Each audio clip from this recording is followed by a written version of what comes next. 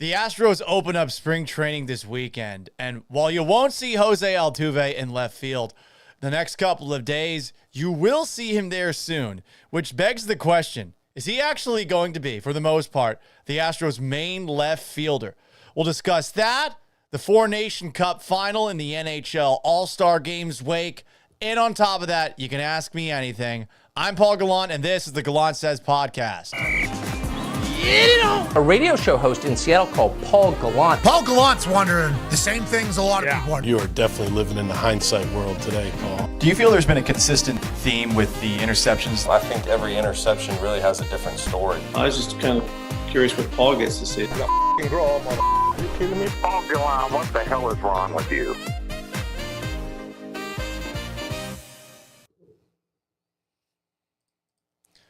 Hello and welcome aboard the Gallant Says Podcast. It is Friday, February 21st, 2025, live on YouTube at Paul Gallant, on Twitch at Gallant Says, on X, or if you still call it Twitter, at Gallant Says, Instagram at Sports Gallant, and on Facebook at Paul Gallant Sports, Monday through Friday at 4 p.m.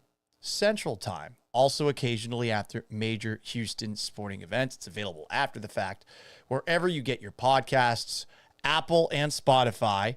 We've been having an issue with the super chats of late, which you can see right here. If you want to cut the line and talk with me and have me address your thoughts right away, you super chat, and I will press this button. Paul, stop talking. Listen. And I will read your question or comment right away, assuming, of course, that you haven't said something absolutely heinous, absolutely horrible. Now, we've been having some issues with it of late, and hopefully we have corrected them. If they have not been corrected, please let me know.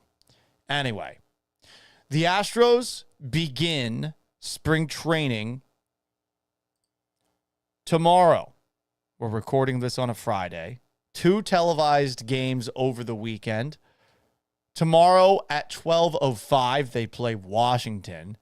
You're not going to see any really stars. No Jordan, no Jose Altuve. You're going to see Sugarland Space Cowboy, Ryan Gusto getting the start, Chas McCormick, Jake Myers, Zach DeCenzo, Victor Caratini. It's a split squad game. I don't know what the other game, which they play against the Mets at the same time, I don't know what that game's going to feature other than Sugarland Space Cowboy pitcher. Colton Gordon will start that one. And then on Sunday at noon, you're going to see Spencer Arrighetti against St. Louis. But the baseball is back, whether it's with the World Baseball Classic qualifiers or your actual Houston Astros in spring training action. But it is happening. Jose Altuve has solely worked in left field his first few days at Astros spring training. And apparently he's going to do that for the next 4 to 5 days. Just left field work. That's it. Nothing else. They want Altuve to get as acclimated as possible. Joe Espada says he will take ground balls 2 times a week, which I suppose leaves open the possibility that he will move back to second base. But it's really looking like, for better or worse, Jose Altuve will be the Astros left fielder more often than anybody else on the roster. He's going to play in left field in his first Grapefruit League game. It's unclear when that'll happen. Joe Espada said it'll probably be another week before we finally see it.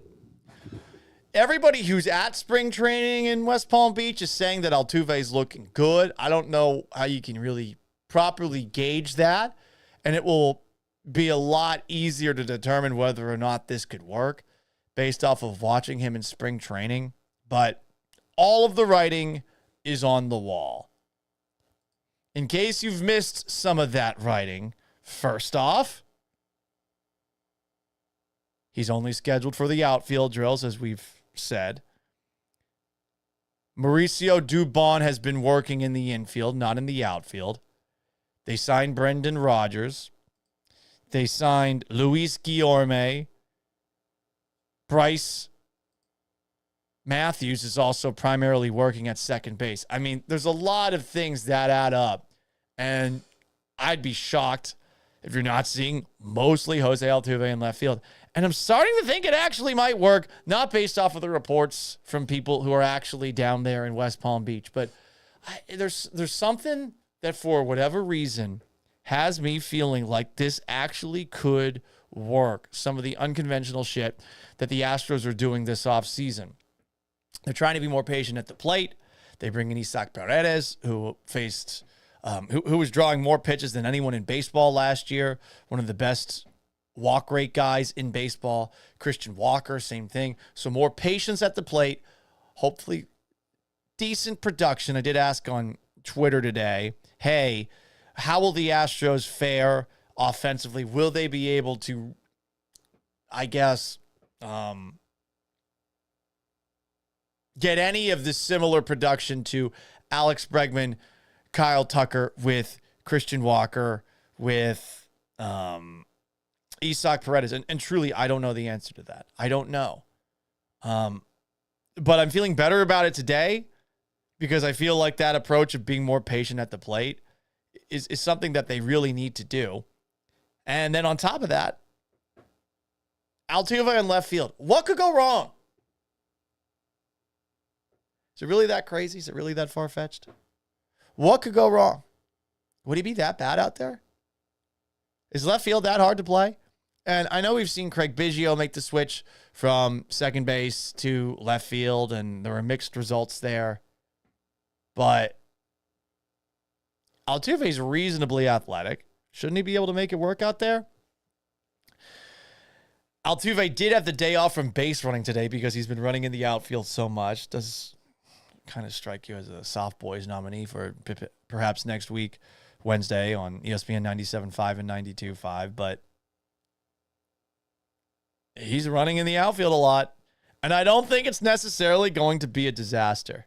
But maybe I'm crazy. And if you feel otherwise, chime in here on the Gallant Says podcast, which you can watch live and interact with live on YouTube at Paul Gallant, on Twitch at Gallant Says, and on X/Twitter at Gallant Says. Also on Instagram at Sports Gallant, and on Facebook at Paul Gallant Sports. It's a rather slow day in the chats. It's been a rather slow day in sports. Hopefully, you checked out last night's Four Nations Cup between the United States and Canada. The Four Nations Cup, for those who don't know, is hockey's answer to the NHL All-Star Game being fucking terrible.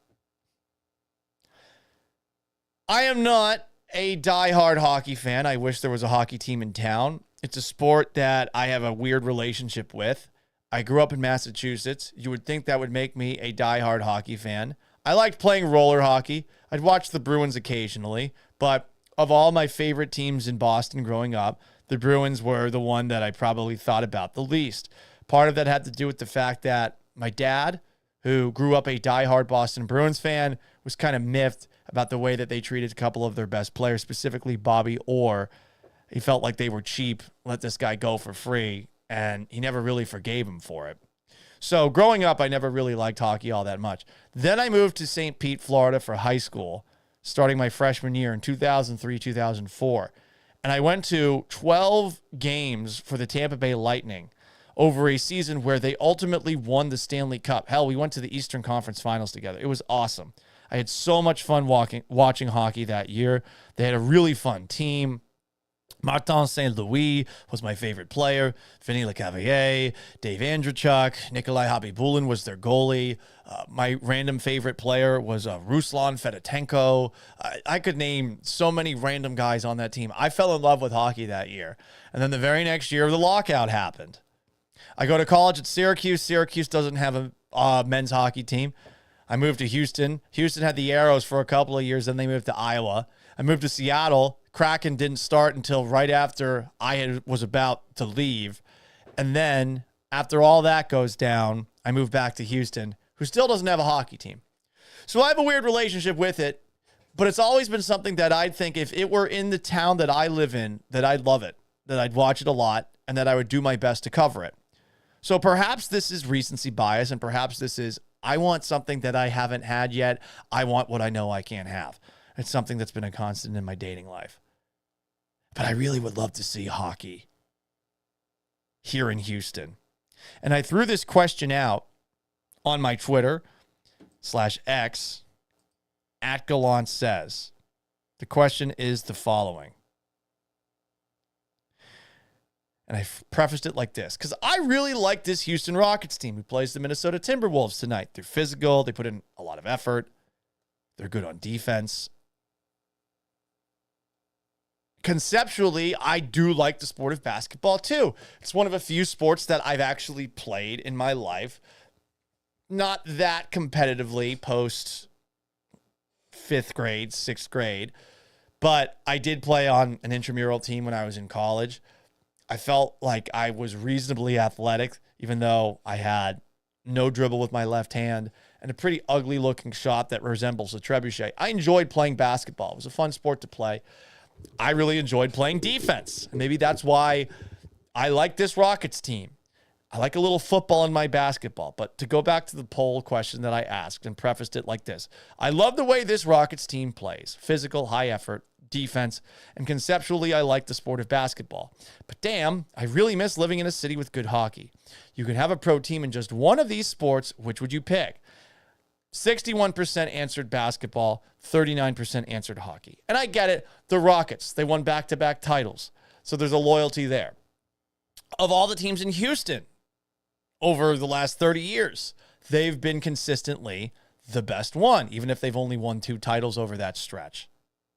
So I understand their results on that side of things. And I think that on Instagram, and let me take a look really quickly at the most recent update for my Instagram story as far as that goes.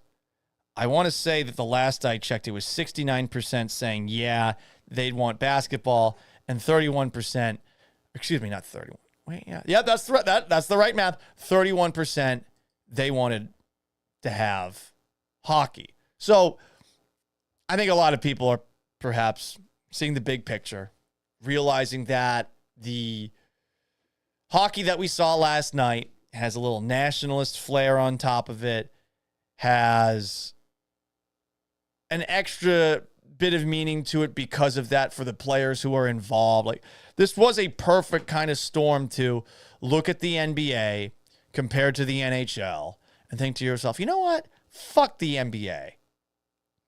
And I think it's warranted to say that about the league. I think that the league has gone out of its way over the last few years to become unlikable. I think Adam Silver, the commissioner of basketball, has really caved to pressure from NBA players who want to have more say. And okay, the league is about the stars, perhaps more than any other league. But when you get to a point where you see LeBron James 2 hours before the All-Star game that no one was going to watch anyway, opting out only to a couple of nights later with an ankle injury he was supposedly dealing with on the second night of a back-to-back score 40 points. When you see that happen, doesn't it just make you annoyed with the way that the NBA culturally has fermented into something else? I would think you are. There's a car alarm currently going off in the parking lot of my condo parking complex. Let's see. Am I actually about to witness somebody's car being stolen? Huh. The car alarm has now gone off. Gotta say, guys, of late, I've been seeing so much burglary stuff going on. It's been a little alarming. Really. It's been a little alarming. I don't even know what the fuck I was just talking about there. Was that McIntyre's in the Heights on Wednesday, and 2 cars that were next to mine got broken into? And I'm sure that someone might have just pressed the alarm button on their car out there, but I don't know. People are stealing shit all the time here. Capsized is laughing on YouTube and says, make sure it isn't yours. I mean, I guess I could do that. I could do that really quickly. Hang on a second. I'll be right back. I'm actually going to look out the window in another room of my apartment / condo to see what happened out there.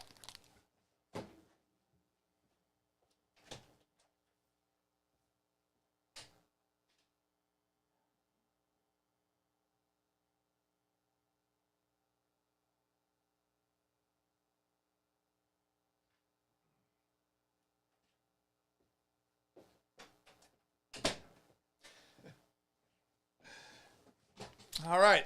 My car's fine. Thank God. What the hell was I talking about? I don't even remember. Four Nations Cup or something like that. See, this is the problem. Is it ADD or is it brain damage? That's the thing I'm having a difficult time figuring out at this moment in time. I think that basketball needs to be woken up a little bit. I think that basketball has, ironically, done exactly what Mark Cuban suggested the NFL would do. Fat hogs get slaughtered, right? Well, the NBA, which sure is definitely getting a lot of interest, especially internationally these days, with all of the great players from overseas who have come into the league over the last couple of years. Joel Embiid, Giannis Antetokounmpo, Nikola Jokic. With the Rockets specifically, you got Alperen Şengün, who Turkey views as their Michael Jordan. There's certainly an influx of international interest into the sport. But at the same time, I feel like in our own backyard, for a variety of different reasons, the sport has become incredibly tone deaf because they don't really seem to care as much about the people who are going and shelling out expensive prices for tickets, concessions to watch a game, because a lot of these guys just don't play on a regular basis. And during the regular season, there's lots of guys going through the motions. I don't think that's a part of hockey. I don't think that's a part of football. And what we've seen over the last week is the most intense level of care that you'll see probably from hockey teams during the regular season. And it does sort of highlight that, while on the other side, the NBA has a lot of players who aren't playing in the All-Star game. The All-Star festivities were a big whiff, though. I didn't check them out, and I think a lot of people that are dunking on it for sucking are being a little bit disingenuous. You didn't watch it either. You're just looking for something to shit on. And you're also looking for something to talk about during a slow period in the sports calendar. But I watch basketball these days, and I don't love it. I don't like that guys go out of their way to get fouls by any means necessary. I think it's pussy behavior. It's unmanly. Call me toxically masculine or something like that, but I think you look like a bitch if you flop.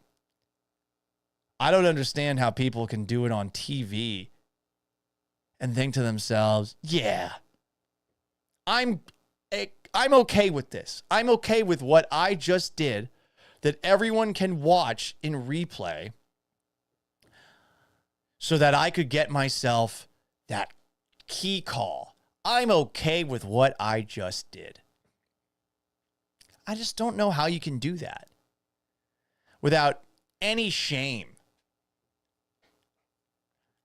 And I guess that's the best way to describe basketball of late. It's shameless. Guys are shooting threes who have no business shooting threes because they've been told by a spreadsheet that the best way to win is to just shoot, and shoot some more. And if you have an off night, no big deal. There's 81 other games. You have a good night, game over. So there's a lot more shooting, a lot more people thinking that they're as good a shooter as Steph Curry. Less movement, less effort on defense, and less just playing every fucking game. So then you see the Four Nations Cup happen. You don't even know of its existence this past Saturday, but people are getting excited watching the game on TV if you were out and about, or maybe you were on social media and you saw some people talking about it, or maybe you didn't even watch the game and you saw after the fact, oh shit, the U.S. beat Canada in a sport that's better than Canada? They beat Canada in a sport that Canada's better than us in?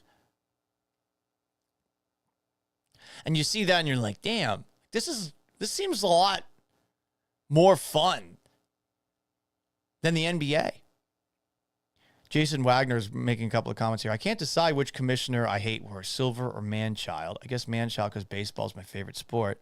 Dude, you're not even addressing the fact that LeBron and Silver killed this league, but long before they turned it into a fucking pickup game by not calling a travel, carry, or double dribble. Right, because now you can do the gather step, the Euro step, which does look cool from time to time, but that to me isn't what ruined the game.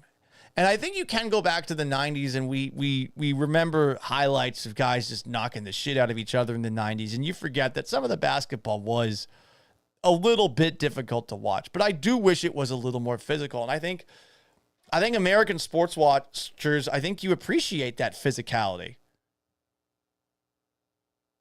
That's why you love football. And basketball has lost that, among other things. And then you watch hockey, this fast-moving game. You see it in person. It's awesome. And you think to yourself, fuck. When did the NBA become so different? When did the NBA get to a point where it feels like they just don't give as much of a shit? And I'm sure a lot of players do, but is it about team or is it about me? I think it's perfect for Gen Zers who just love clips of things and highlights of things. You see a post of some random basketball player crossing somebody over, doing a step back three. It might be the one highlight they had all game. And some stupid Gen Z asshat is going to post, this guy's just different. This guy's just different. And you see that and you're like, okay, but let's see the rest of his game. Was he 7 of 21 from the field? Did he flop a bunch? Did he turn the ball over? Did the offense get stagnant with him running the show? It's one of the reasons I never liked James Harden. So I see hockey like I've seen over the last couple of days, and I'm jonesing for it. I'm glad that the Rockets are this version of the Rockets. I don't think I would trade this version of the Rockets for a hockey team because I do like basketball as a sport better than I like hockey. But it just sucks to see where basketball is. And this week for hockey, during a slow period of the NBA where no games actually happened, I think highlights a lot of the things that we are mad about with the NBA more than we'd be mad about in years past. Jason Wagner says there has to be a median between Charles Oakley and LaFleur. You would think we could find one, but how do you find it? Players have realized that if you're a star, you can get calls by drawing contact. You'll sell that contact a little bit more. You'll act like you've just been assaulted when you have someone bump into you, even though the slow motion replays will expose how fucking lame it looks when it happens.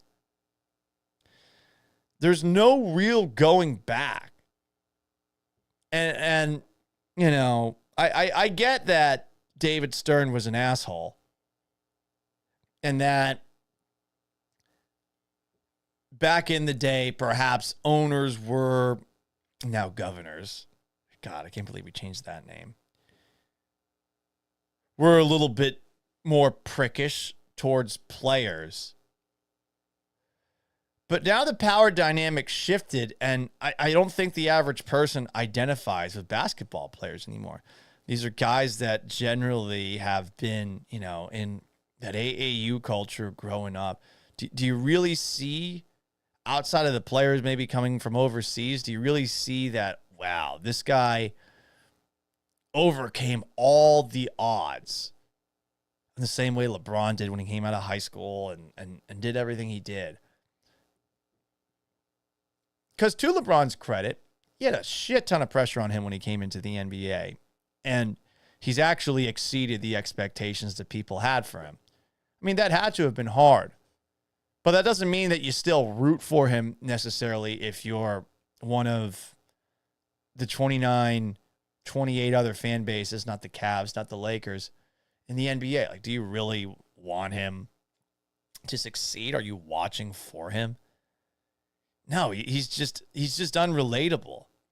You know, I think a lot of the basketball players these days too, I think they think that their voice has a lot more meaning than it actually does. And that's not to say shut up and dribble. It's more to say like, hey, when you talk about something, please be very informed on it.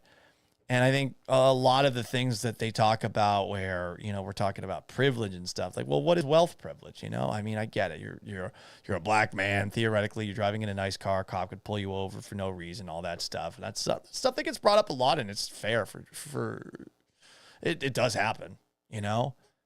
But at the same time, I don't know. There's just a disconnect with players in the NBA and fans that I don't think exists in hockey. And exists to a degree in football, but it's less so in football. So anyway, I'm curious about what you guys think about that. This is going to be a quick episode because there's really not that much going on in the world of sports, and this is a pretty light chat room today. You can join this show live on YouTube at Paul Gallant, Twitch at Gallant Says. If you haven't already, please like this video on YouTube and subscribe to the channel if you haven't. Or on Twitch, same thing. Give me a sub on that. It's also on X and Twitter. At Gallant Says is where you can follow me for this and more written takes. It's on Instagram at Sports Gallant and on Facebook at Paul Gallant Sports. You can catch it Monday through Friday around 4 p.m. Central Time. And after the fact, wherever you get your podcasts, Apple, Spotify as well. I encourage that you watch it live, especially on YouTube. I think that's where you get the best experience of the show. But since it's pretty quiet in here, it's going to wrap things up. I appreciate everybody who did stop by on this Friday. We might be dropping the Friday show. I might be moving to a different schedule where maybe we do Sunday night and then Monday through Thursday at 4 p.m. Central Time. Because I have noticed on Friday afternoons, it's been pretty dead in here. So until Monday at 4 p.m., this was the Gallant Says podcast. I appreciate all the support that you guys give me. If you ever have a question that you want me to answer, gallantsays@gmail.com. I will try to answer it on the next show. So until that Monday, again, so long, farewell, and have yourselves a wonderful weekend. Peace!